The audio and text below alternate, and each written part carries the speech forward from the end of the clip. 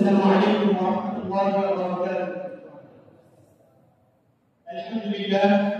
الحمد لله رب العالمين والعاقبة للمتقين، والصلاة والسلام على سيد الأنبياء والمرسلين وعلى آله وأصحابه أجمعين.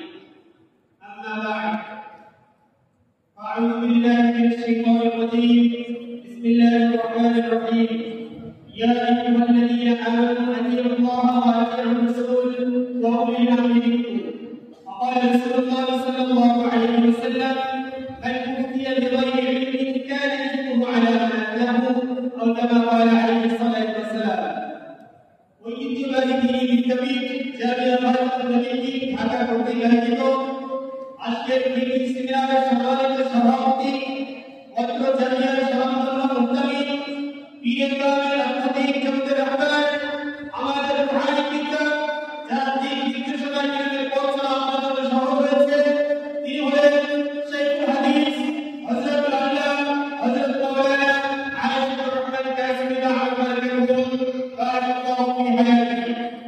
আজকের এই সেমিনারে প্রধান অতিথি হিসেবে উপস্থিত রয়েছেন হাজারো আলেম উস্তাদ আসাতিজা, বাংলাদেশের ফিকহি জগতের অন্যতম মুফতি জামিয়া ভারত নবী ঢাকার প্রধান মুশরিক হযরত আল্লাহ হযরত মাওলানা মুফতি মিজানুর রহমান সাঈদ রাহমাতুল্লাহ আলাইহি বারাকাল্লাহু ফি হায়াতিহি।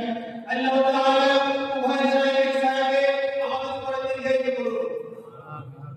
উপস্থিত আছেন বাংলার ওলামায়ে কেরাম, উপস্থিত আছেন আমার মাদ্রাসার সমতুল্য আসেদুল কেরাম এবং আমার সম্মানিত বাংলার বিভিন্ন উত্তরকে শিক্ষাদান মেরে প্রশাসক আমার ছাত্র ভাইরা, সকলকে জানাই আমার অন্তরের অন্তরস্থল থেকে আন্তরিক মোবারকবাদ ও শুভেচ্ছা।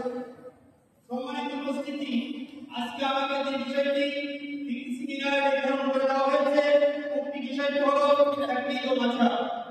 উক্ত বিষয়ের উপরে আমি আল্লাহ তাআলার সহযোগে কিঞ্চিত আলোকপাত করার চেষ্টা করব ইনশাআল্লাহ। সম্মানিত শুরুতেই আমাদের জানতে হবে তাকলিদ কাকে বলে, তাকলিদের আবিধানিক এবং পারিভাষিক অর্থ কি। তাকলিদের শাব্দিক অর্থ হলো তাকলিদ শব্দটি কিরাত হতে নির্গত, যার অর্থ হলো কণ্ঠহার রশি। যেমন বলা হয় আল্লাহর গাড়িয়া, সে উঠে গলায় রশি বেঁধেছিল। সেখান থেকে মুকাল্লিদ অর্থাৎ